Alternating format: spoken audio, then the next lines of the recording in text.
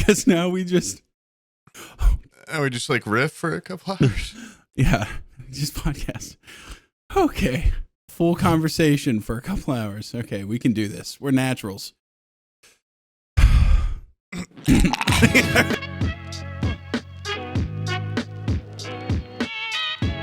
Still edit in some CGI. Yeah, bleeding out my nose. One eye rolls back in the back of my head. Have you ever seen that video of that guy doing? Talk. Have you ever seen that video of that like Indian guy doing a press conference on like national television, and he just has like an embolism and dies like right there at the podium? That would be God. If we did live podcast episodes, that would be my way to go. Just like middle of like laughing, just have a heart attack or something, and then go. We should go on tour. Yeah. First stop of the tour, first leg. Yeah. Have a good, just dying while wheezing, I think would be a good ending for me. But not for the kids. Not for my kids. That would be a horrible ending, but.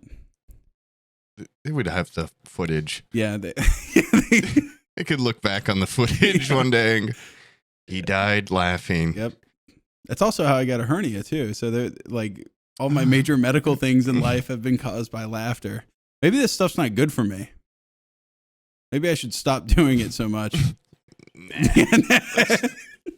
Come on. No, happiness is killing me. I need to. It's medicine, right? It's like good. It's one of the better medicines. I need to have a sad little life so I can live forever.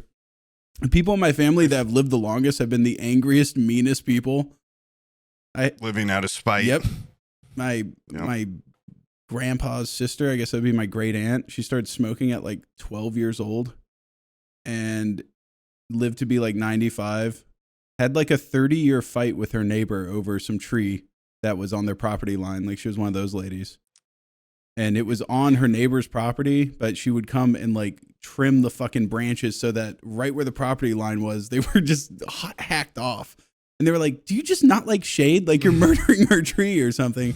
And she was like, get it off my fucking property. Like, and that like fueled her, was just like making sure that shit didn't come on her property. It can keep you going for the oldest man I've ever seen in my hometown was, I think, like hated by the entire town. Yeah. And he'd cross the crosswalk and his back was all fucked up and he'd be like, he'd take forever. I've been in like multiple of my friends' parents' cars and they're like, God, I just want to go. I just want to go and like, we could just save a lot of grief in this town. We just blast through this guy. Was he also like an asshole or is he just old? Oh yeah, he was an asshole and he was super rich and he just lorded it around and it was his armor and it kept him, I wouldn't say youthful because he was incredibly slow and very old, but he was very old. Yeah. He made it to very old. And I think that a little bit of that spite and a little bit, maybe even people hating him helped him survive, but it twisted his body into barely. Which it's like, I'm like leaning over like him right now and it's probably I don't know. There could be a lot of people that hate me. Yeah.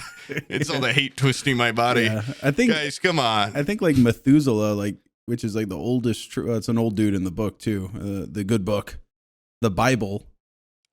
Right. For any of the Jewish people out there and our large Muslim audience. Others. Yeah. Or the others going to hell.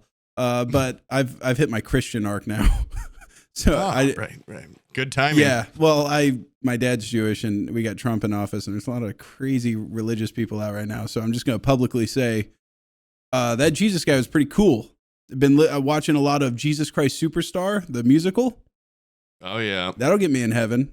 That guy, Carl Anderson, that plays Judas in that musical, fucking rocks.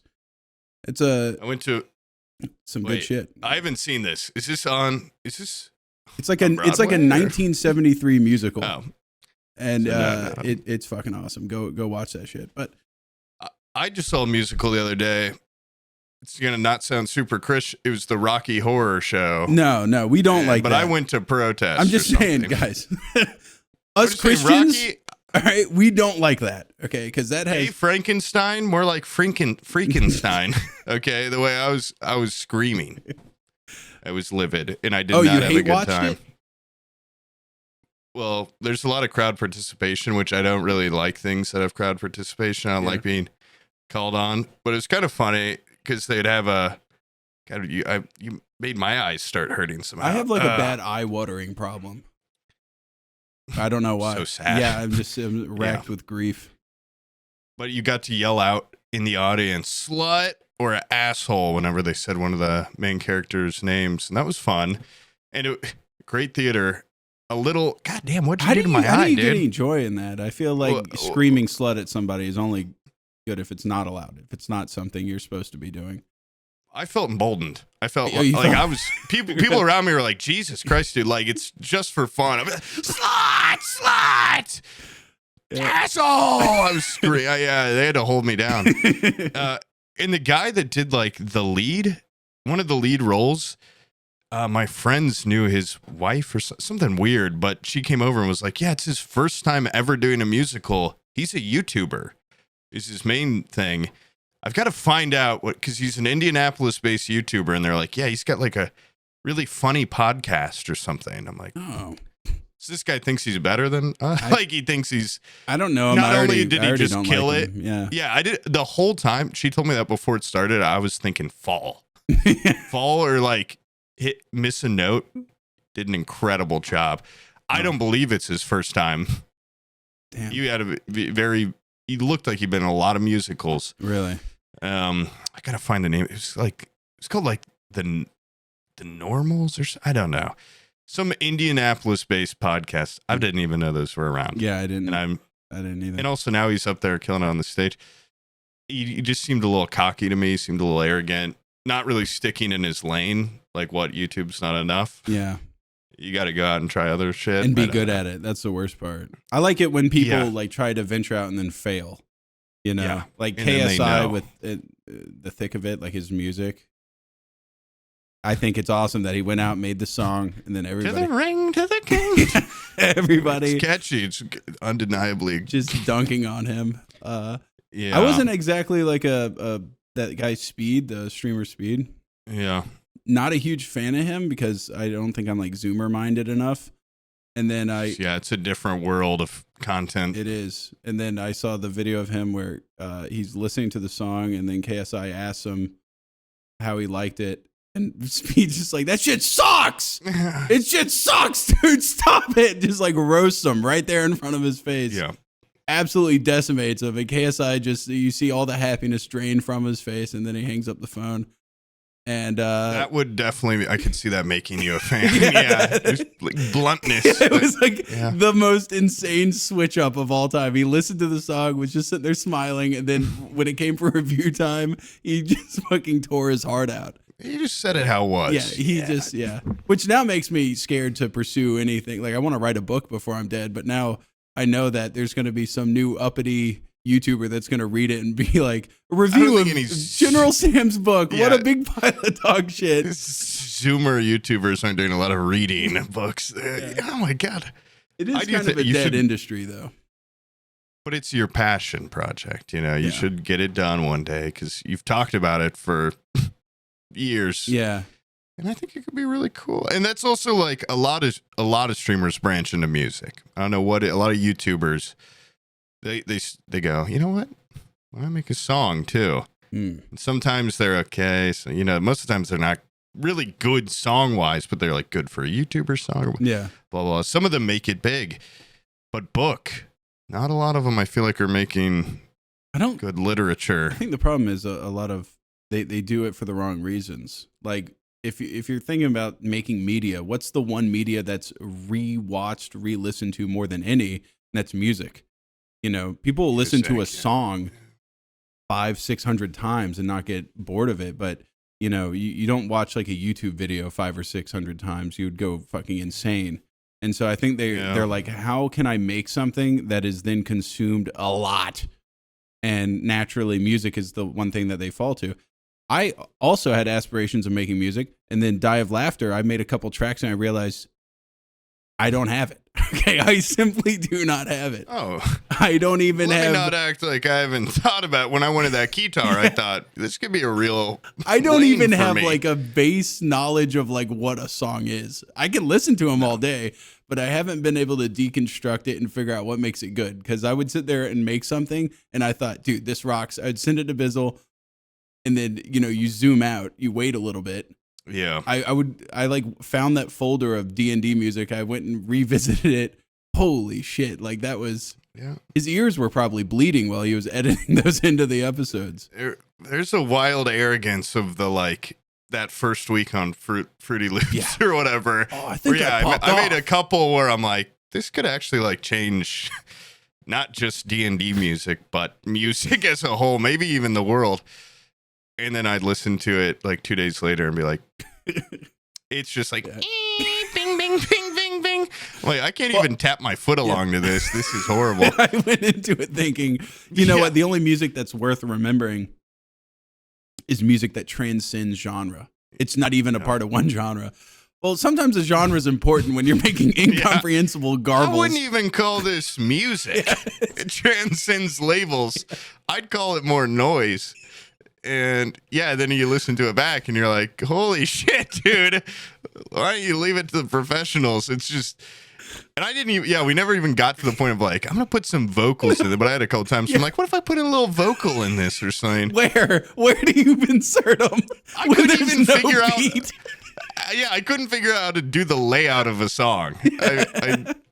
I'd get it to be like almost like a ringtone. Like I could almost get to ringtone.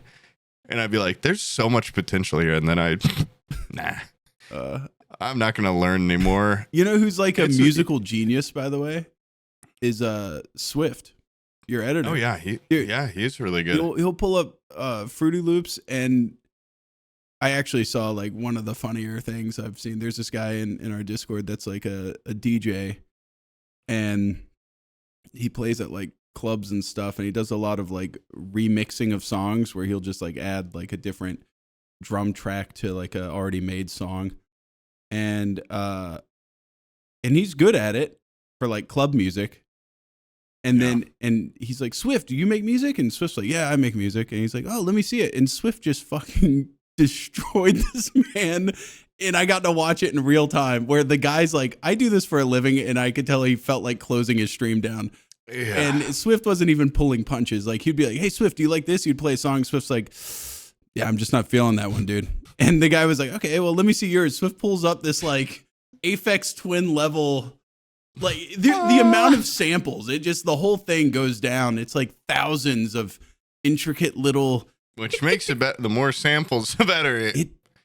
It looks almost incomprehensible, but then you listen to it and there is like a cohesion. Yeah, there is something in there in the mix.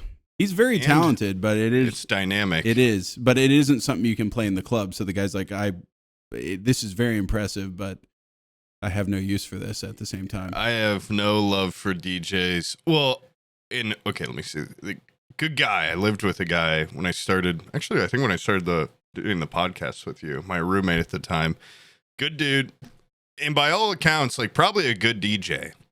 Because he get gigs at places that, were like hard bars to get into. But that genre of like club music and mixed with, he did a lot of like, what do you even call that? Like Skrillex type. Oh, yeah. Music. Complextro. Yeah. To me is like the least appealing music ever. And he'd just practice songs, making them out loud on his speakers all day. And I thought about shooting him in the back of the head a couple of times because it's like, it's just the most like if you're fucked up at a club, like I'm sure this would get me going, but it's like, it's 10 a.m. and I'm in my home.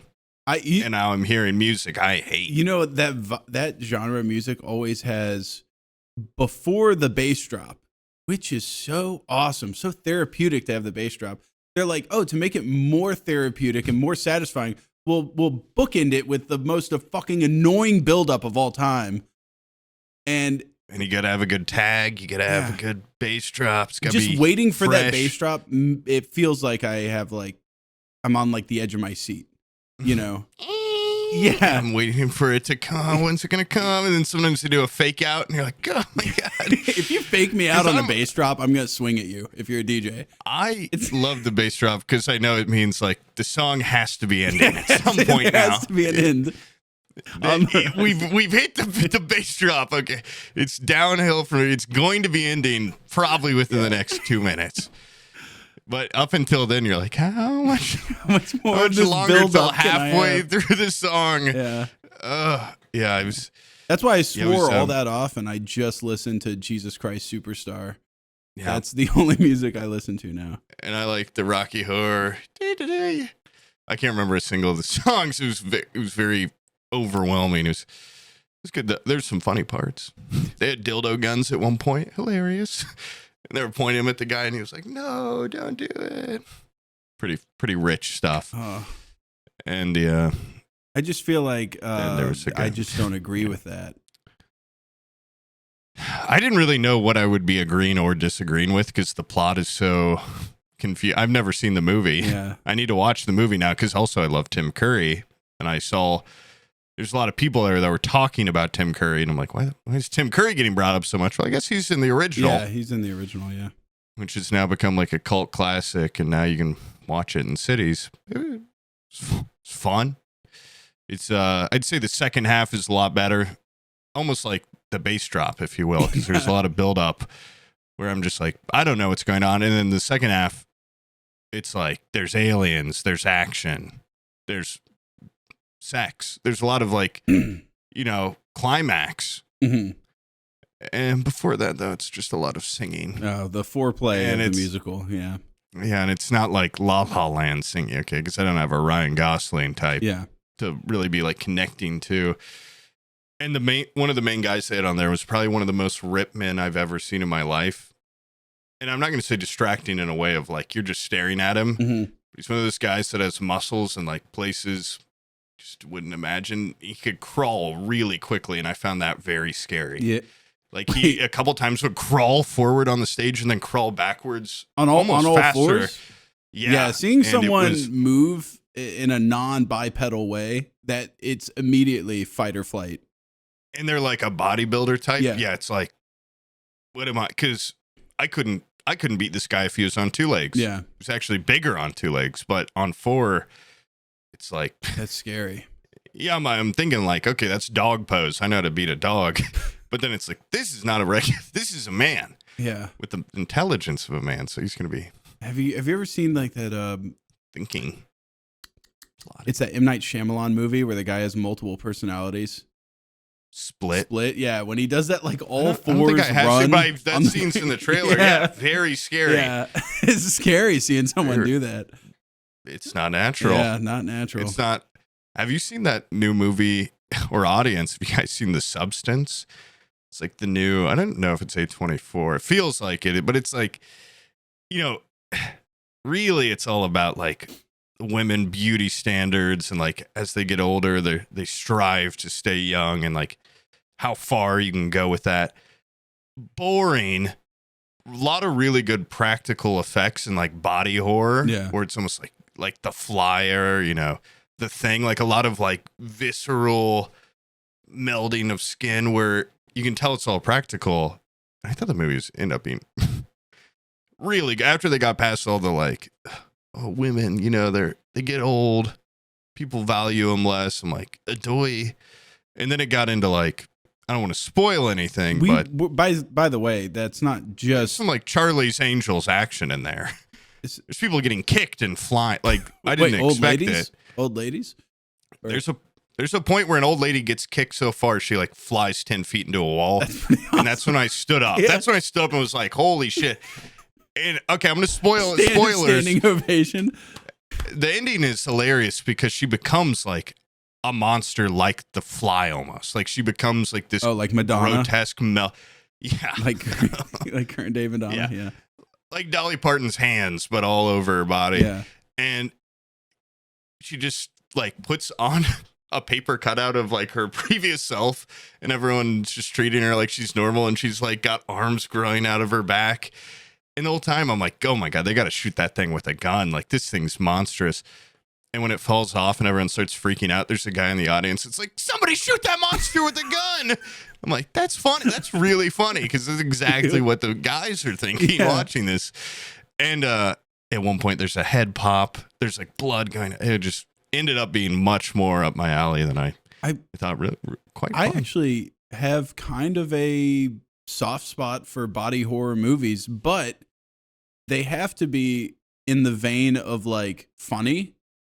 It was. Yeah. I don't know if it was supposed to. I think it doesn't take itself too seriously. Like that movie Dead Alive, funny. where the guy goes through, it's like a zombie movie, and the guy goes through the house with the fucking lawnmower, and he's just like mowing down like a wave of zombies.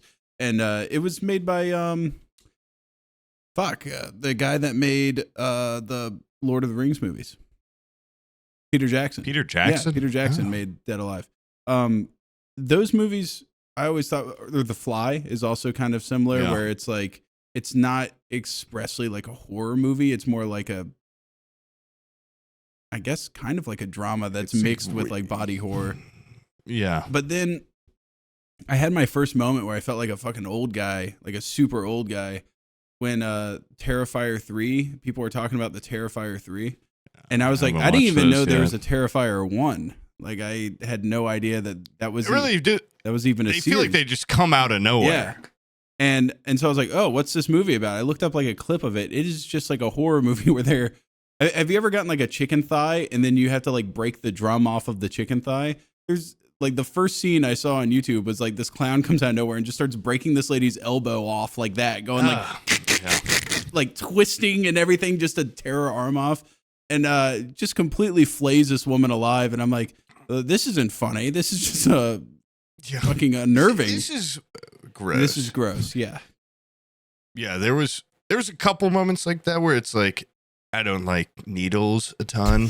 And at the beginning of this movie, a lot of needle play. Yeah. Where they keep they're extracting spinal fluid from this body, and they do it in the same spot so many times it just becomes like a big pussy hole, and then they like keep putting the needle in it. Very gross. But then it's like when she's a big monster and she's shooting blood out of her tits and stuff, I'm like, now this is cool. Yeah, this is more up my alley.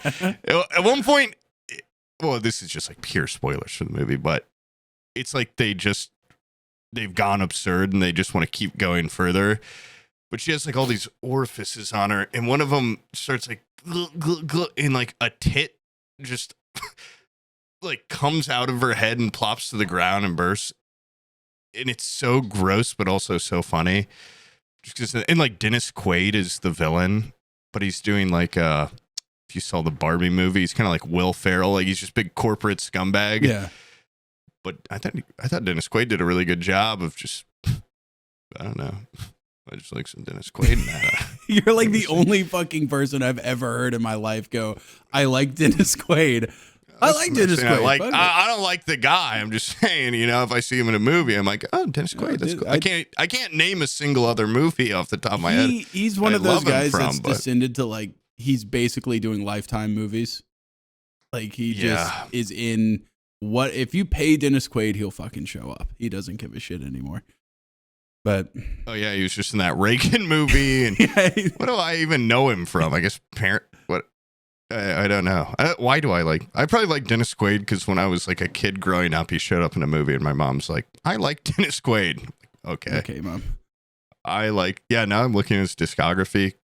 I don't think I've seen any of those. I've ever seen him in a movie that he leads in. Yeah, I don't know. Oh, he was in the G.I. Joe Rise of Cobra. Okay. Yeah, huge.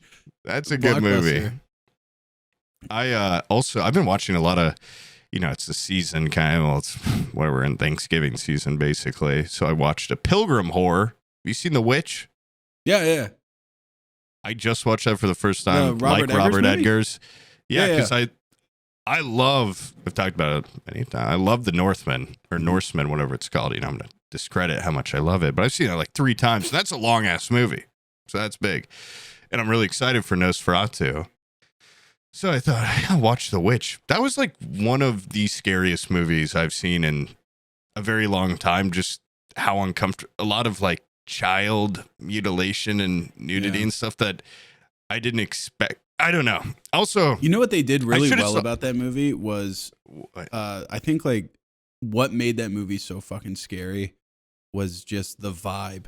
Like wherever I think they filmed it up near like Hudson Bay.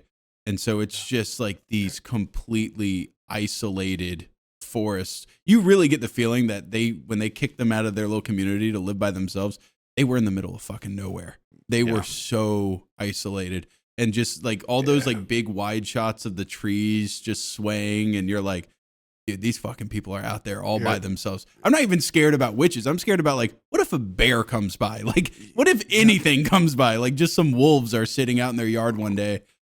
And, like, Spooky. they don't have video games. They don't have iPhone. They don't have sleep DoorDash. up in the attic and have to listen to their parents fuck underneath them. Like, it's very bleak living for the kids. Yeah. The whole time I'm like, I'm so glad that I wasn't born a pilgrim. Yeah. Or whatever they are. They got cool buckles whatever. on their shoes, but that's about it. Everything else That's sucks. undeniable. Yeah. They would love the store buckle now, but it's like looking back, and they're even in it. They're like, I miss England. Like, oh, I miss. Like, yeah. I'm glad some people came over here, colonized this place, so I could be born eventually. Mm-hmm. Would not want to be on one of those first ships coming over. They don't have shit to do. So boring. All the kids are they're playing with goats and stuff. And I knew, it's like what I really liked about the Northmen or Norse, whatever. It's called the Northmen, right? Yeah. I don't know. But, and like the lighthouse, like he brings in like mythology where it's like kind of real. And I've never seen enough about the witch where I'm like, well, it's like his first movie, right? So like maybe he hadn't started doing that yet. So the whole time I'm like, there's probably not like, you even see the witch doing her shit, but I'm like, I bet it's all like fake. And then at the end, the goat like turns into a handsome devil and he looks like a swashbuckler or something. I'm like, I dig that. I'm glad that it is like that goat is the devil. Yeah. And the witches are in it. At the end, they like get up on little broomsticks and fly around. I'm like, okay, that's cool. And I'd definitely rather be a witch than a pilgrim because the girl kind of gets the option at the end. Yeah. Seems a lot more fun. Well, you do have to if do a they'd lot let of a guy be a witch. baby killing, I think, would be where I kind of draw the line. It would be hard because there's not, they're like the only family out there. Yeah. It's not like a lot. Yeah. And also, it made me think, because the witch at one point appears to be like a beautiful woman. Other times she's an old hag. Did they get to choose? Do you think? That's what I'm thinking. They're all young women at the end. I'm like, in my head, I'm like, oh, they have to suck up the youth to like get that ability, but they're all young. Are they all getting kids? Do they all feed off the one? Do they get to pick? Because why not just pick to be hot all the time? Maybe it's vanity, but because she's pretty disgusting the other time. Yeah, like she's a gross old witch. Yeah. I don't think you'd want to be that. It's scarier. Also, if you had like a broom and you could fly around, I think I would probably fly pretty far from that place. It sucks out there. I'd probably go back to England. I probably would, yeah. I'd probably go hang out in like I guess like Milan would be like one of the larger cities in the world. I'd do like a witch slumber and wait like 200 years for shit to get moving. Yeah. Yeah. Wait for the Industrial Revolution to kick some like a little bit of excitement in the area. Wake me up when the iPad has games on it. Okay, that's when you can wake me up. What does the iPad have? Just that game where it looks like you're drinking a beer? Yeah. Or do they have real games yet? Oh, just Angry Birds? Put me back to sleep. Wait until I can get Roblox on mobile. 4 more years. Yeah. Okay, so we've got Cut the Rope, Jetpack Joyride, and Angry Birds. I'm going to need 4 more. Yeah. Granted, I could play Infinity Blade, which will later be lost. Minecraft Mobile came out? Okay, wake me up. Yeah. I'm up. I'm bugging up. Oh, it's so bare bones. I don't give a shit. Wake me up. I'd just be like I'll probably start a Twitch channel. It's my hot woman self. Yeah. Not as the old hag. Well, that's basically what running a Twitch channel is. You're young and beautiful, and then you turn off the stream thing and you shrivel up. You shrivel up and become old. Yeah. Turn the lights off, hobble upstairs. It is funny, like how many like streamers and stuff like look great on camera, and then you see them in person at TwitchCon. You're like, this person just looks like a gremlin that's at their computer for 14 hours a day. They don't look healthy. The lights make them look healthy. The lights, they take away a lot of the impurities. Yeah. In the skin and the. I've heard I'm the opposite. I've heard I look like Brad Pitt in person. I'd say you're actually quite charming. On camera, it adds weight, adds. I feel fucking horrific right now. I've probably gained so much weight, and I've been eating like I told you earlier, Abby's been gone for the weekend. So I was like, oh, it'll be like when I'm a kid. I'll have fucking Chinese food delivered to the house. I'll play video games and I'll eat all these Chex Bold Party Mix. I had a fucking jar of mini M&Ms on my desk. I'll just eat like a fucking pig and drink beer and smoke. And the next day I woke up and I was like, I don't know if I can even get out of bed. I feel like shit. I felt like absolute fucking garbage. What was I thinking? Yeah, I think I'm hitting the age where my metabolism. I gained like 10 pounds in like a month from just doing what I normally do, and I'm like, oh, that's not good. Okay. Yeah, that's not good. I got to do more than what I normally do. And I said this. It's a earlier dangerous too, slope because once you get old, you have to sprint everywhere. You know, like in order to maintain that physicality, you're gonna be like. Seems like a lot of work. Yeah. I really don't. And it's like I ate a pizza yesterday. And I drank a couple beers, and I woke up in the middle of the night being like, oh, like I'm so gassy. Never had that before. That's not good. You're not supposed to enjoy stuff anymore. Are you kidding me? I was watching the new season Arcane. I was like the happiest boy in the world. I was eating my pizza, drinking a beer, smoke some weed. I'm like, this is it. Today, wiped out, farting every like 5 minutes. Like an unbelievable amount of farts. And I tried this stuff called Gas X. They claim that they break your farts down. I found they break a big fart into like 20 little ones. What does that mean? Break a fart down? I'd imagine it's an Osmosis Jones type deal. I don't know. I don't exactly understand. Does it just make fart small? That doesn't make sense.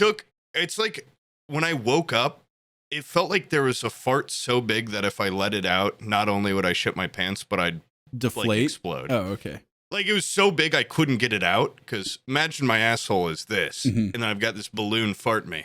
Now the Gas X goes in there and breaks it down into 100 little tiny balloons that I can squeak out. Gotcha. Is what I'd imagine is going on. Not totally sure. Okay. Also, I'm now getting to the age I can't just fart all the time. Sometimes you shit your pants. Yeah. Sometimes I will probably shit my pants, and that's been hard to understand. And I don't want that. But what am I going to do? And it's like, you're right. You want to be an old guy that's in good shape. You have to work like 10 times harder than I currently those dudes work. that are like 60 and are in good shape, they fucking run miles a day. They work out like bodybuilders. And I'm like, what? They're still old. Yeah, they're still at the end old. of the day, they still can't do a lot. You were talking about, by the way, like that movie that covers like, the unattainable slope of beauty for women. Like you're valued less as you get old. If there's, the one woman that's listening to the show, you do need to sit down and realize that nobody likes old dudes either. We started this episode by talking about running over an old man at a crosswalk. Like nobody likes old dudes. And he was ugly. Yeah. So, don't feel bad. It's not that we hate you because you're an old woman. Humanity hates old people.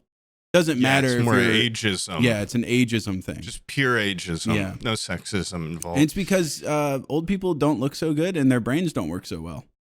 Also, sexism comes out of play the older you get because you just start all looking the same. Yeah. Old men, old woman. Old dudes start losing all their apart. Leg hair and arm hair and stuff. The only difference is old women put on that little Q-tip hairdo where their hair just looks like a white, like Brillo pad type thing. It's just a little cotton ball up there. Yeah. If you just made a hat that looked like that and put it on an old dude, you'd be like, "Oh, grandma, what's up?" There would be no difference between the two. There's one old man I envy in this world, okay? Because I know a lot of old men, and I know some that are ripped, some that are rich. Doesn't matter. Christopher Walken. There's this one. Yeah, I know of Christopher Walken. I could keep going. But there's this one old man in my stepfamily that's like 6'5", pure white hair and mustache. And it's like the perfect hair and mustache. And he's so tall as an old man, but he's old as shit, but he's not bent. I don't know how he's not hunching, but it's like he's not strong. He can't do any more, but he looks really good for an old guy. And it's like, that's not obtainable for me because of my lifestyle. But that old man, I'm like, that is the only old man where I'm like, yeah, I might be 70, but I don't want to die yet. Yeah. Because this is awful. I love his wife. She's like my aunt or something. I don't know. she's become she looks just like an old man in that she's an old woman. And she has like really spiky, like gray hair. And I don't know. She just looks. Didn't age as gracefully. Yeah. Not at all. Yeah, that sucks. That does suck. You do see those couples they're sometimes together forever. where it's like a dude that looking great, and then he's got his wife with the walker and everything. Yeah, and I'm fully aware I'm going to be the opposite. Yeah. So it's like, no, you want to shoot in this life for being the person with the walker, and then I want to be the Tony Soprano. Yeah, and I've got a hot wife. Exactly. You know, it's just it's not bad. Yeah, it ain't bad because I don't have to look at myself as much as I have to look at them. Yeah, exactly. I'll probably take all the mirrors out of my house when a couple of years. I don't want to see it. Yeah. We weren't supposed to see ourselves this much. I'm gonna start doing the podcast with a little paper mask on my face. Well, those like de-aging filters are getting pretty good, and yeah, I'm sure we could. Oh wait, that'd be hilarious. We should do an offshoot once a month for Ed Jr. where we have we react to Thick of It and stuff by KSI. Go, this one's a banger. We eat our lunchlies. I'll get like a red Gatorade mustache around my mouth. I don't even know if I could feign like the energy of youth anymore. I don't either. Like, oh yeah. The nosebleed starts. Do you think the Rizzler has mafia connections? Let's talk about that. No, I could talk about the Costco guys and the Rizzler for a while. Have you brought them up to like anyone in your family? They have no fucking idea what I'm talking about. No, we actually had like a roundtable meeting, the Discord, where we were talking about them. Just like, so the Rizzler isn't related to the Costco guys. Like they just bring this fucking random child around. What are the logistics of that? Do you just come pick him up and take him? Like I've never seen his parents or anything. I've seen his dad. Well, if you want to know. The kid from the Costco guys, what's his name? I don't know. Yeah. I think the little one's Big Justice or so. Anyway, he was a fan of the Rizzler's content, and the Rizzler was a fan of his content. Oh. Because they're both like little tiny boys. Yeah. And then their dads connected, and we're like, they should collab. Because the dads want some content. Yeah. And they really struck gold. I mean, it's like when Simon Cowell's like, individually, you guys are not great, but together you're One Direction. Oh. It's like the Rizzler's dad and the other dad, they could see that, like, okay, one little fat Italian boy on his own. Okay, it's funny. Now, two little meatballs sitting next to each other. That's hilarious. Any more than that, and you have the mafia. Oh, it's a crowd. That's scary. Yeah. Then you're getting into, like, Sopranos parodies and shit content. Like, you're getting too specifically fat little boy. But right now, I think they do have a good combo of fat. I am worried that as they get older, what if they start working out? What if they lose their little fat charm? Yeah. I just don't know. What if they stop eating at Costco all the time? I don't know. I will say the Rizzler is like almost concerningly fat for a little boy. Yeah, it's hilarious. He's very adorable, but if that was my kid, I'd be like, holy shit, this kid is fat as fuck. Yeah. Well, the Rizzler name it's ironic with how fat he is. Well, it's like a fat guy that you call Slim or something. And Biggie. Yeah. Biggie Smalls. And well, I guess Biggie isn't funny. I mean, he is big, so that wouldn't make any sense. It was the second part I had to get to.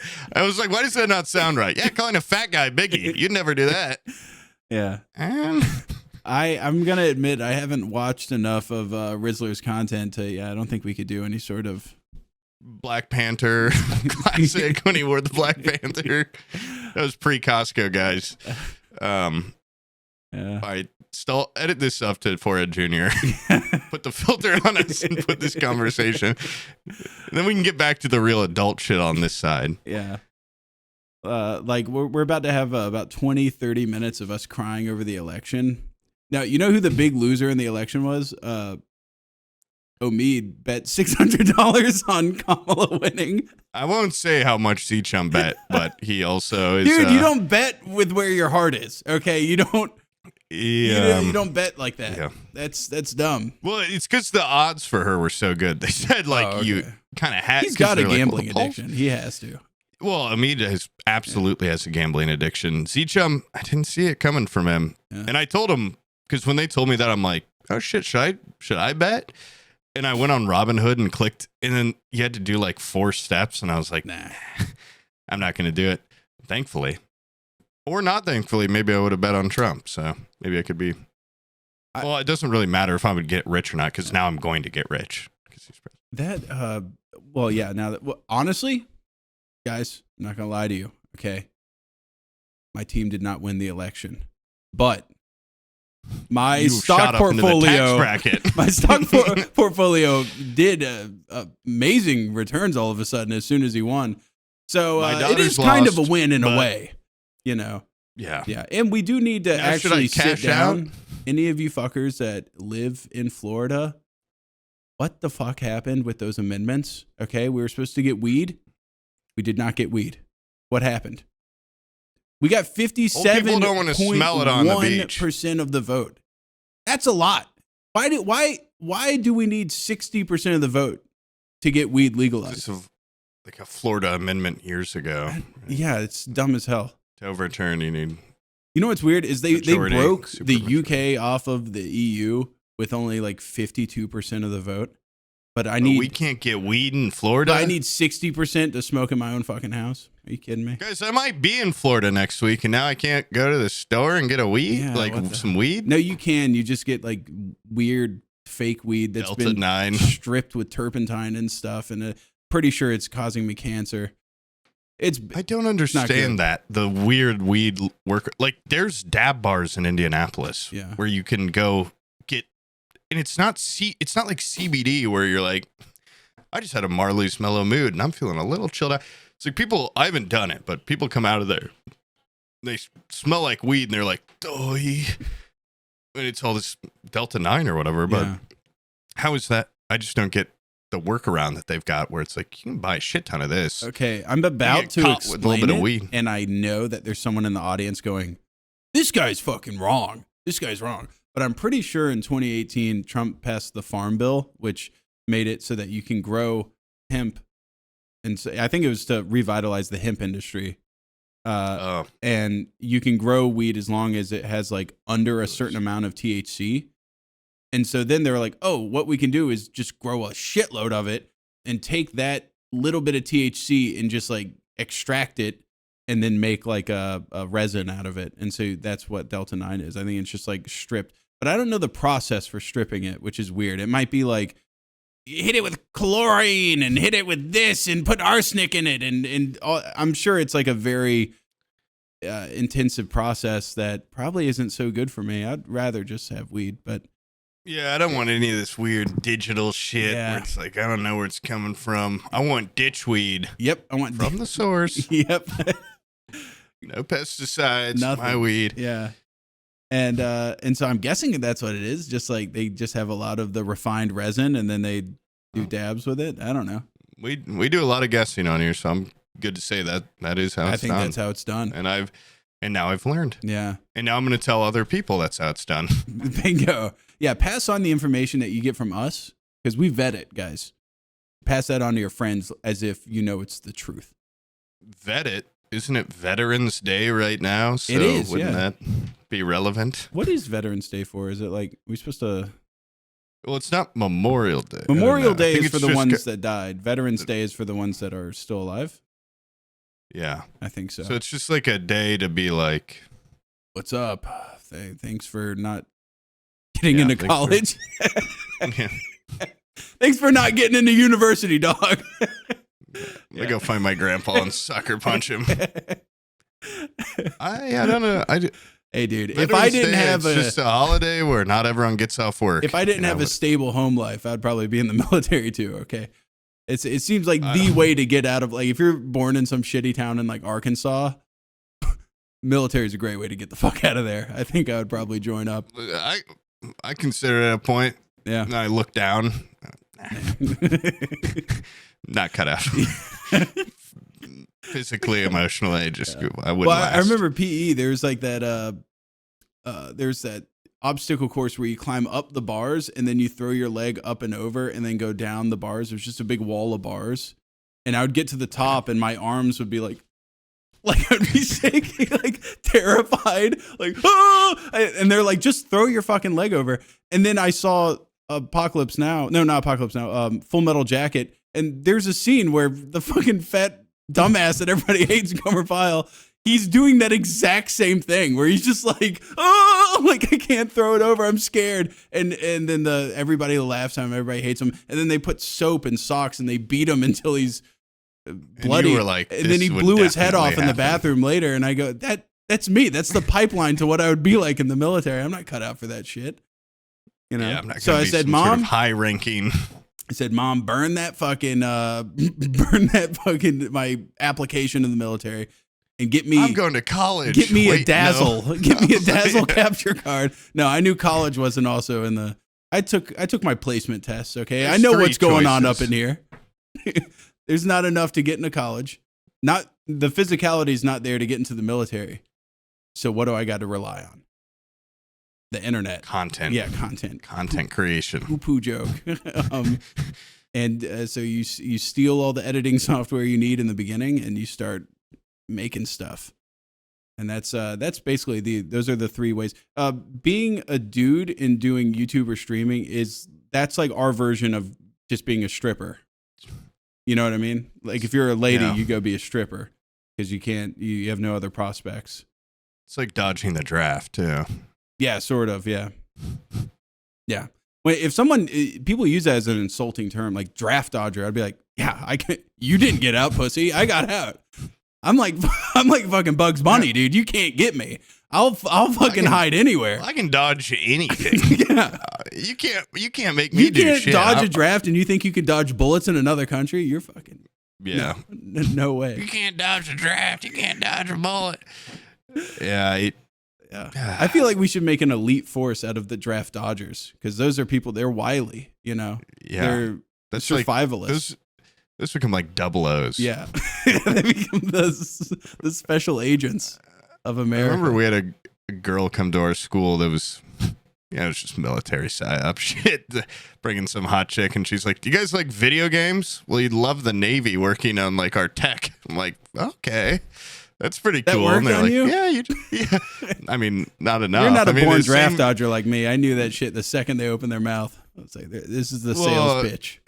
Yeah, and then I heard him out more and more, and I'm like, this is basically just the same guys that came where like, you should go to Full Sail University if you want to make video games. Yeah. But this one sounded like a lot more work. Yeah. And I'm glad did you have the Full Sail people? I mean, it's in Florida, so I'd imagine, but that's also one where it caught some people, and it could be like a great school. I have no idea, but they just always come to our school and be like, do you like video games? This is a college for video games. At the time, I loved Video Game High School, and I thought, this is just going to be like Freddie Wong's show, Video Game High School, but in college, which is cooler. And I don't know. Like, I don't so little about the school. I don't know if it does breed. Like, maybe that is where they get people for big game studios, but I have heard that game development is such a brutal industry. I would much rather just be in the legally gray area of taking their intellectual property and making stupid videos with it industry, which is where I'm at. But making them, no, it sounds like hell. They're forced to work all the time. And then after you're done with their game, they're like, they make. Excellent job, big pat on the back. Get the fuck out of here, you're fired. Because there's no there's no security in it. Get working on that battle pass now. Yeah. You know it's bad when for the next 10 years. You know it's bad when a YouTuber goes, I don't like the job security in that industry. I refuse to get into it. I need something a little smarter and safer. Yeah, I need something safer. I would rather be a YouTuber than be a game developer. No, it just seems like they're fucking ringed for everything that they have and then thrown away afterwards. I don't think I would get into it. I know a person that Jenny might listen to this. I don't know, where he emailed me about, we have a mutual friend, let's say. I think he goes to Full Sail right now and he's working. I forgot to reply to him. Pretty bad about that, but he's working on a game said he was a fan of our podcast and he wanted. Oh shit! Yeah, I don't even want to think about it. I totally forgot to reply to that guy, but yeah, I'm gonna help him with his video game, like some ideas and stuff. So I'm gonna get right on that after this. Oh, that's awesome. What kind of video game ideas do you have? I had an awesome idea for a hobo game where you travel from. You're like a train hobo, and you take different tracks. Like your job is you start in one city and you have to get to this other city, and you have to figure out what trains to ride, and then you have to do that thing at like junctions where you have to jump off a train and get the right one to go to the following places. But at the train depots, they always have those cops that are like making sure there's not hobos. And so you have to go get, supplies to feed yourself so you don't die of starvation on the route.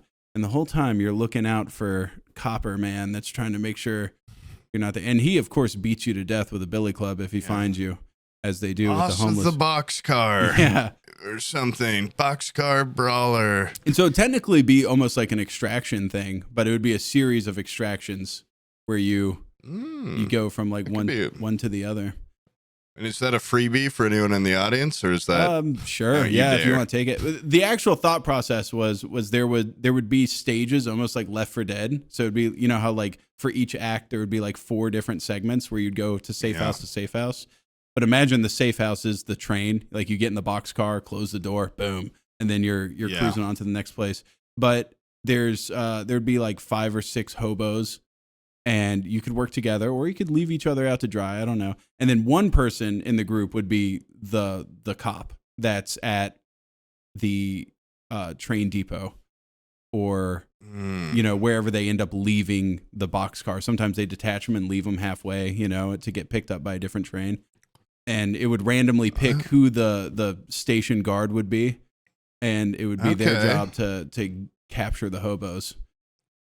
Or murder them, whichever they feel like.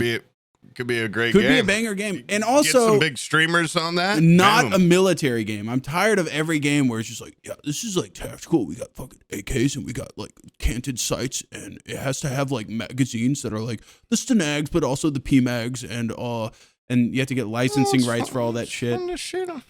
I think honestly, video games peaked with the art style of Team Fortress 2. Okay, it doesn't need to get any fancier than that. Me and Stalt were talking about this. Like, Minecraft looks like shit. One of the best games ever made. TF2 looks like shit. One of the best games ever made. Valheim looks like shit. Not one of the best games ever made. Pretty good game. They don't need to look great, Yeah, I mean, there is something to be said about shooting for hyperrealism and what it constricts. Not for me, dude. Not for my hobo game. My hobo game, they're going to look funny and they're going to look really low quality. You're going to love my video game idea then, because actually a couple of weeks ago I thought about it's just more a game I want to play. Yeah.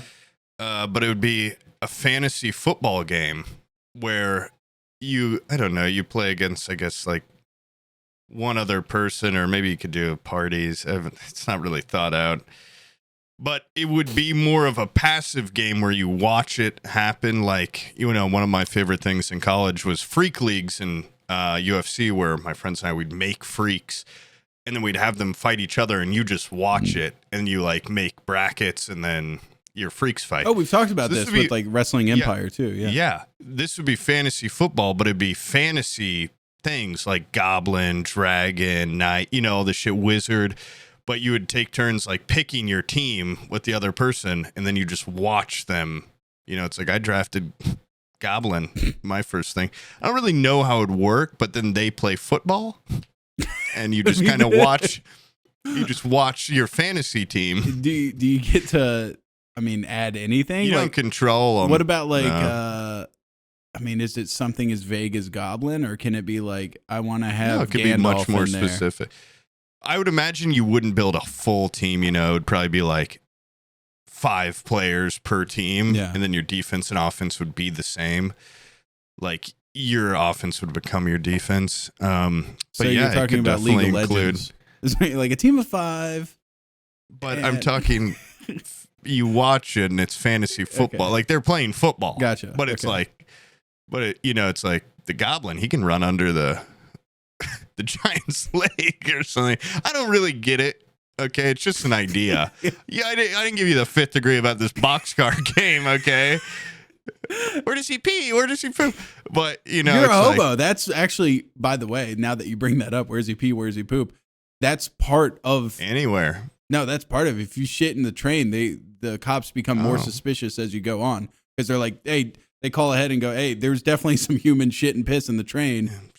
Amp up the amount of cops at the next thing because there's definitely homeless people. So while you're out looking for supplies, you have to do a bathroom break.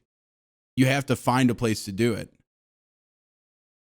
Well, my game would have cheerleaders, and they would be hot. Oh, and they'd be fantasy hot. Well, the hobos don't have cheerleaders, but maybe you could get like a pet mouse or something that would cheer you on. That sits on your shoulder. Somebody in the audience make both these games. Let's see which more fun. Let's see which one has a higher rating on Steam. Also, can you legally make a game called Fantasy Football and have it be real football? Because it's like they've done football games that were parody in the past, but then I think EA's bought like so many of the rights to football. Yeah. That you can't really. Also, I'm sure somebody owns the name Fantasy Football. I'm sure. But it would maybe Fantastical Football could be another name. Or what if you just go the opposite way where you're just like serious football? Yeah, real football. Yeah. Not like the that only shit real those football. Pussy humans play. This is the real deal. I haven't even heard of the NFL. I'm talking shit like goblins. I'm talking ghouls. I can already see some issues with like a flying character. How are you going to get them? I don't know. Yeah. Maybe they shoot him with that. Good thing I got the skeleton archer. He's going to take that one right out of the sky. And I'd assume they could kill. I think that'd be more fun. Yeah. But it'd be a good, and it wouldn't be good graphics. It'd be very, Xbox 360. But it'd be good, you're drinking with your friends. Yeah.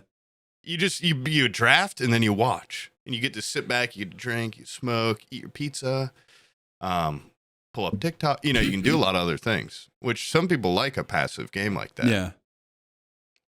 And you can make it a drinking game. Any game that can be made a drinking game immediately elevates it, I think. Yeah. Yeah. It could be at parties ever. You could probably play it on a damn iPhone. You can play it anywhere. You can play it anywhere, and people would be going crazy for it. You need to contact M. Dickey, see if he can make this game. M. Dickey, he's the man for it. He's the guy that made Wrestling Empire. He made, was it Hard Life or something like that? That's the prison version of that game. They just came out with a new version of it. It's called like Hard Life 3. It's like a 3D version of being in a prison now. I could have a goddamn $1 billion idea for him, so I just want half. I'm sure M. Dickey would settle for a $5,000 idea. I think M. Dickey would settle for like $20 in Applebee's gift card type ideas. $5,000 if I can just play it at a base level. I just really want to play this game. Just make quantity of one copy that can be purchased on Steam for $5,000. My friends give me $5 a pop to come play it. And then I cover charge and they want more. Yeah, the worst game ever. Guys, I don't even know whose game this is, but it's really fun. You just have to pay me $5 to come over and play it.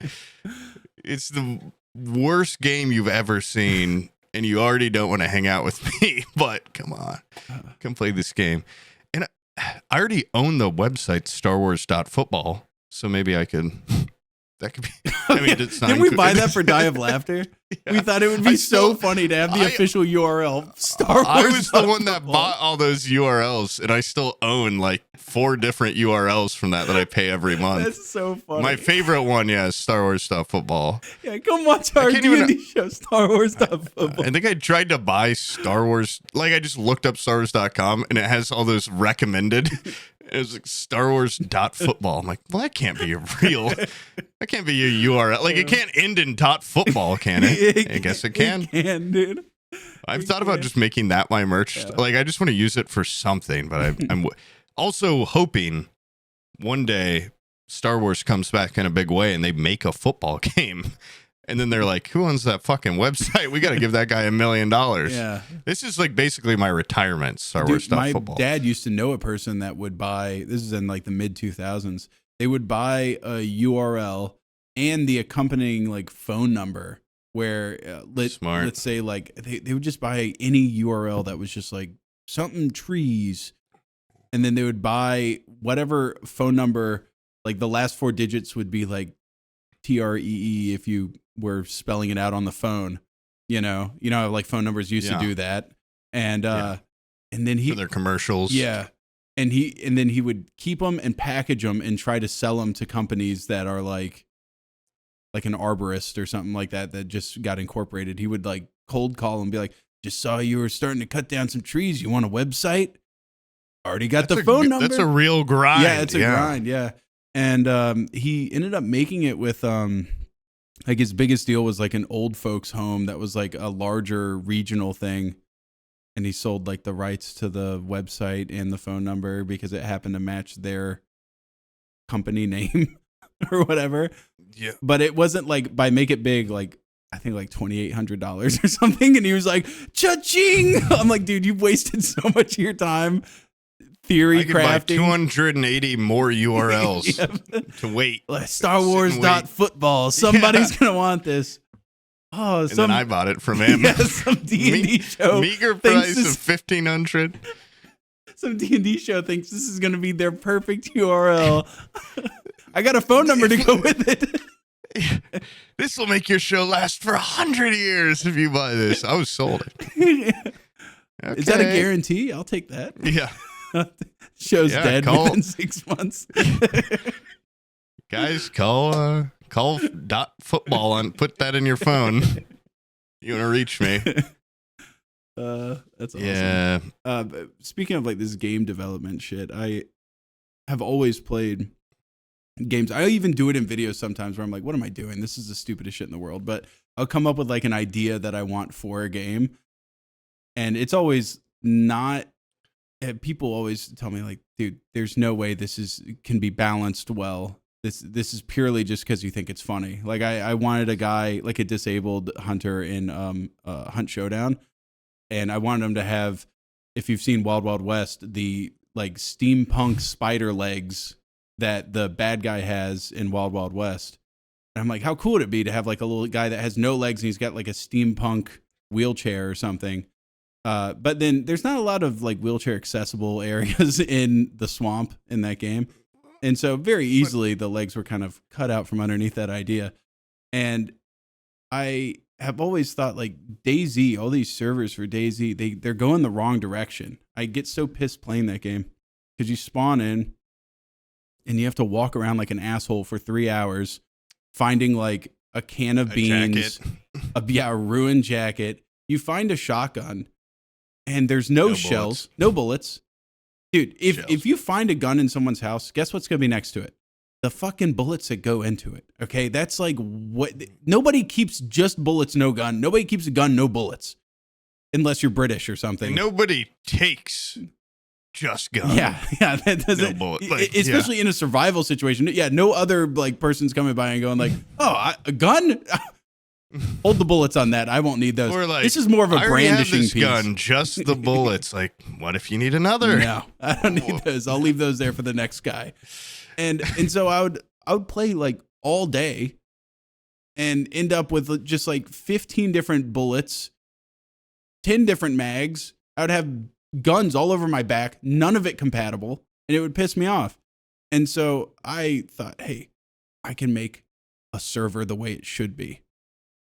And I found, and so I started making my little DayZ server, and I thought it was going to be so fun. I'll fill it up with all my little streamer friends, and I'll open it up to the Discord to get the rest of the population in there. So, someone for us to torture. Yeah, and to kill. Me and Stalt started making the server, and quickly it got out of hand. We realized we didn't know what the fuck we were doing. And I found this mod that is a drone delivery service where you have a little tablet when you spawn, and you open up the tablet, and there's like different kits that you can buy with your like in-game money, and then it'll deliver it to you via drone. And I was like, you know what would be awesome is back in the day on the DayZ mod in like 2012, there was a server that I played on where you used to spawn with a fucking toolbox, and you could either use that toolbox to fix up a car if you found one, or you could unfold the toolbox in some way and turn it into a bicycle. Now, I know that sounds nonsensical, but at TwitchCon, did you see the Moto Compacto? I did. I did see someone like sitting on it. It's not nonsensical. It can be done. It can be done. And I was like, this is awesome because half the time you spend just walking around on DayZ. If you have a 10-speed bicycle, like you could cover this whole map in minutes. It was a great way to just die, and then you get back to your friends in no time. So I was like, I want to put bikes in the server, and I want them to be a free thing that you can order in your little drone delivery thing. And you can also just, if you want to spend a little bit of money, you could get like a little Makarov pistol, maybe some matches, a knife, something so the grind isn't so ridiculous. And then I also found a nice mod for sleeping pills that you could put into someone's bottle of water, or you put into a bottle of water and offer it to them and it'll knock them out. I was like, oh, that's kind of funny. And so I sent it, or I didn't send it. I'm sorry. I was trying to get all this working, couldn't get it to work. And then I was like, you know what? The guy that made the drone mod, I found his Discord and I messaged him. I was like, how do I get this fucking drone mod working? Like, I'm too stupid to do this. And he ended up being the nicest fucking guy in the world. His name's Tommy Pockets. And he invited me to his Discord where it's just like this whole crew of Scottish DayZ modders. And Tommy, if you're listening to this, I'm so sorry, but there is definitely a dividing line somewhere in Scotland where you go from a guy with a Scottish accent to completely incomprehensible. And about half the people in that call I could understand. The other half were just like, is this English? What language is this? I have no idea. And so they would talk and I'd be like, excellent point. Yeah. Excellent.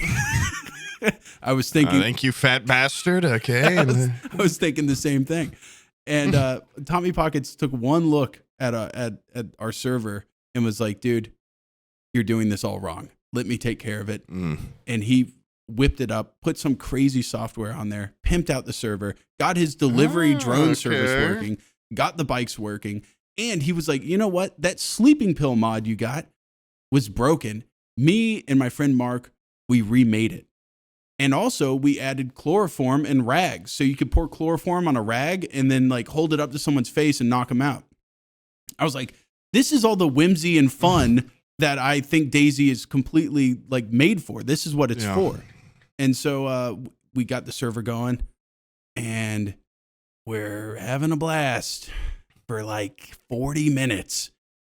And then it turns out that my ideas suck. My ideas are fucking horrible because everyone's biking around, ragging each other.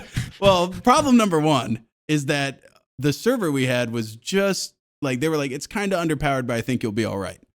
This server was maxed out with 60 people. And apparently every time someone would die, they would go, give me a new bike. Give me a new bike. And then the old bikes were sitting there like where their dead body was. And very quickly there was like 980 bicycles left somewhere in the map. And it was overloading the server and the server was crashing and shutting down. 1,000 drones delivering 10,000 bikes. And so I was like, oh, fuck. Like, well, actually, at first, it was a 24-hour cooldown on getting a new bike, like 24 IRL hours. Oh, God. Yeah. And I was like, no, we need to shorten that. He's like, are you sure? And I'm like, yeah. And he's like, I don't know, dude. And then that started happening. All of a sudden, it went up from like, 60 bikes on the server to, hundreds. And it was crashing the server. So then he fucked with that and made it so basically if you walk away from your bike for like 5 minutes, it's gone. It just disappears. Which I was like, you know what? I'll take that. And then, and also there were some other things where he was like, stability's not there. It keeps crashing. So we took out the helicopters and we took out the ability to buy boats. And which Devin, little expo camper, was very upset about that. He's like, you took out helis? I'm like, what's cooler? Helicopters or everybody riding around on fucking bicycles? Okay, I think you know the answer. If you want a helicopter, go play on a different server. This is the only server with bikes. Yeah, and now I understand why no other server had bikes because they're complete hell. Now, here's the other problem that I did not foresee. In the safe zone, you cannot strike another person. Like if you're at the traders, you can't kill them or anything. Devin comes in he had just done an absolute badass stream where he had killed all sorts of people, gotten all sorts of awesome gear. He was laden down. He went to the trader to sell all that. And as he's talking to the trader, someone comes up behind him, puts a chloroform rag over his mouth, knocks him out. people in the trade area descend on him like locusts and strip him of everything. He's like, I woke up, I didn't even have shoes on. I was completely gone. And so I went down to the trader thing. I was like, there's no way they can chloroform rag people. And I show up, I see there's people knocked out on the floor. I was like, once one person saw it happen, everybody started doing it. And I was like, oh shit, that did happen. And I went to go turn around to like ride away on my bike. A guy comes up and grabs my wheel off my bike. And so my bike is just like, it looks like a penny farthing, just the front wheel. And I get off my bike to go like, dude, give me back my wheel. A rag comes out of nowhere over my mouth. Darkness closes in. And I wake up and like, have you seen Waking Up in that game? It's just like a light starts coming in and then it's black and all I see is people looking down on me and they have all my shit on and I'm completely no shoes or anything. I had to ride away off on my bike completely naked. It was humiliating. So my ideas fucking suck. Okay. So if you go through the effort of making hobo train game and it sucks, it's not my fault. Okay. I'm just a guy with ideas. I don't know the practicalities of them. Yeah, you're immediately thinking, I'm going to be raggy, but not thinking, I've put a rag in every man's hand. Well, I thought of it like after people started doing it, I tried to spin it. I said, this is a server full of dudes, and I'm trying to bring awareness that this is what it's like to be a woman. And I want you guys to understand that women are scared of every drink that's offered them. They're scared to have people standing behind them in public areas because you don't know if that rag's coming out of nowhere. You know, you don't know who to trust. Without that wheel, you had to backpedal real hard. Yeah. And it didn't really help. It still was not a lot of fun. Now it's caught on. Yeah, now it's caught on. It's a whole movement. It's wildfire. There was a moment where it was fixed where you couldn't chloroform someone in the trader zone, but they found out if you poured chloroform on a rag and then walked in the trader zone and just threw it at the back of someone's head, it would still knock them out. And I tried replicating it and I couldn't, but there was people that were like, dude, we are not joking. We're 100% serious. We saw it happen multiple times. And I was like, maybe it was a fluke. But are you going to try to fix it all or have you just given up? I'm like, no, we're still playing. It's chaotic and it's hell, and you probably don't want to, if you go and find some good loot, don't expect it to make it to the trader and you get the money. You might get get grabbed. You never know. Anyone within a rag's throw reach. Okay. Well, I also want, I like all the funny stuff in DayZ. Yeah. DayZ for me is a lot like Rust, where on paper it's like one of the best games ever made. Sandbox. And then implemented, it sucks because the way people play it. Some of the kits that I have for the drone delivery thing is like, there's one that's just called the trap kit, and you can get landmines and little those things, tripwires where you can put a grenade on the end, and bear traps. And there's been just a lot of people that are like, I went to just walk in a house and I stepped on a landmine. Like, people are just putting them at every conceivable choke point on the map, including me. Like, there's one bridge that connects a bottleneck, and I have put so many bear traps on it. And I don't know how, but people are like, they'll run, not even see them, and just weave over them, or they'll ride a bike over them and they'll snap on the tires and they'll keep going. But I'm like, fuck, dude. Like, I'm trying to trap these people. It's not working. And then I get got all the time. It doesn't feel good when your hijinks aren't working, but other people's hijinks are, Yeah, I mean, now imagine the Roadrunner. Yeah. I mean, or the Coyote. Yeah. Yeah. Fuck. I feel like the Coyote, and a lot of these people just riding around on their little bikes are like, they don't even see the Roadrunner. At least turns around and looks at the Coyote and goes like beep beep, and then goes away. These guys, I think that's worse. Yeah, these guys are just going, and they don't even know I'm there screaming. Yeah, they don't even know that they went through and didn't even. You bested me. You bested me. They're like, who are you? And I go, fuck, you didn't even realize all the bear traps.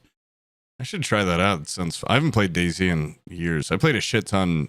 I never played Arma mod, but I played standalone a lot when it came out. And I've talked about this for like, didn't have the greatest time because at the time your character's speed was like linked to your hardware or something. Yeah. So I was physically slower in a game where all you do is meet up with your friends and run places. I was like, it was awful. But there's something addicting about those kinds of games where it's like you work up, you die, it's all over. You work up, you really get caught in that loop. And that if I could also chloroform someone. I think a lot of it's the stakes of it, which is what made Tarkov so appealing. Tarkov Rust, like in a game like that. And then on the other side of it, I know we've been talking about games a little bit. I don't know if the audience likes game time.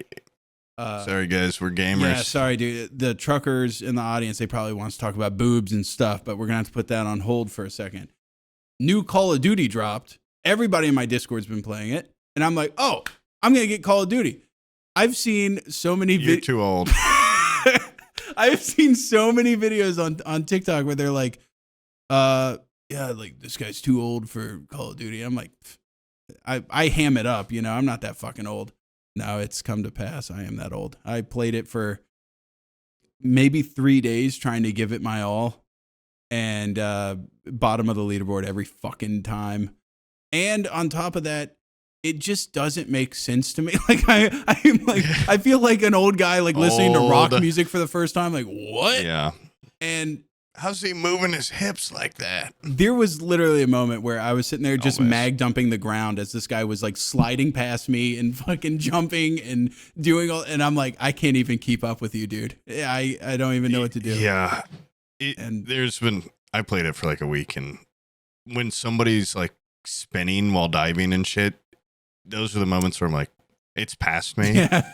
But also I still have just enough of my young man's wit to, I feel like I've been doing really well in it. Like I've been kind of popping off, but I basically can only play search and destroy because it's like if they're spawning everywhere, I can't keep up. No, I can't. But if I know like there are only 5 other people max. I was gonna say that. I was like, the only thing that I've done well on is hardcore search and destroy.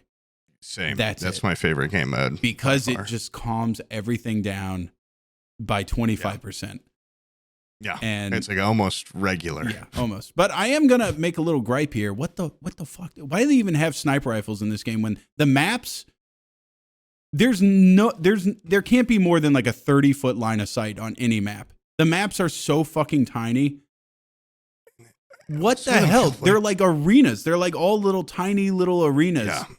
I can't find a single like 2 big maps. Yeah, but they're not even that big. big. They're not even that big. No. But people hate big maps on Call of Duty traditionally, which I like a lot of the like big What ass happened ones. to Quarry?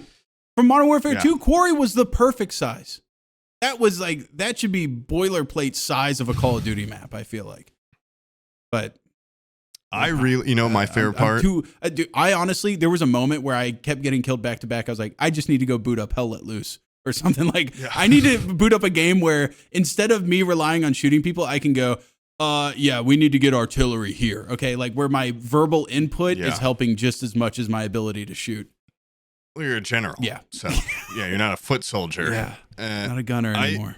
The map that has a lot of water, by far my favorite. That map on Search, hardcore Search, you feel like a special agent diving underwater and coming up. I love dolphin diving in, then like hiding in the water. They had one of those in like 2 CODs ago, where it was like water tunnels everywhere. And it's like anytime I'd start to get shot at, there was water you could dive in anywhere around you. Then you're gone. Yeah.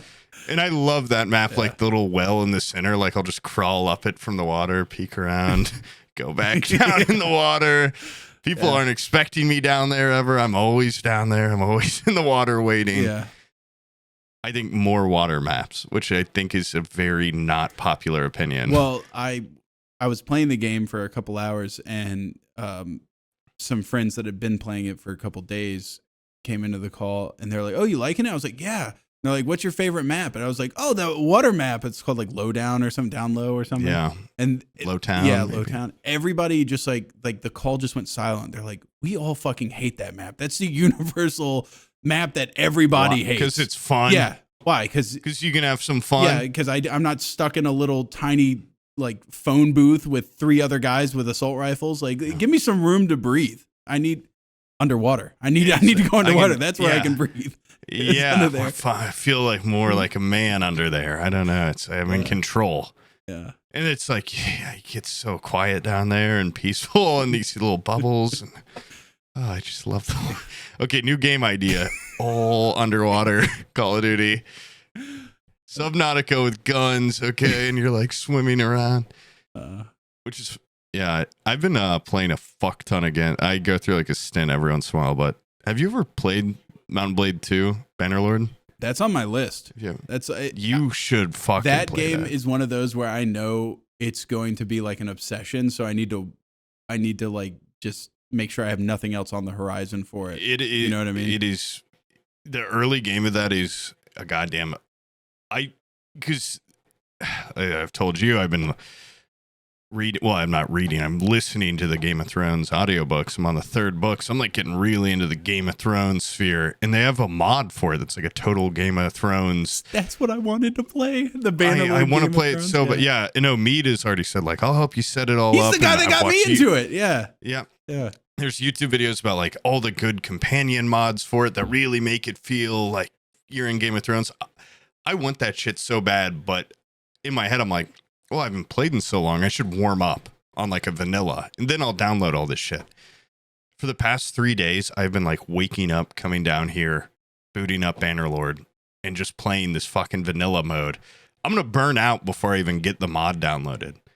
But it is so, like the early game of any of those games, I don't know. Like, because you get to a point where it's like, I think the game does get a little bare at times, or it's like, what, now I just have to dominate like an entire... It would take so long to fully own a new area. Yeah.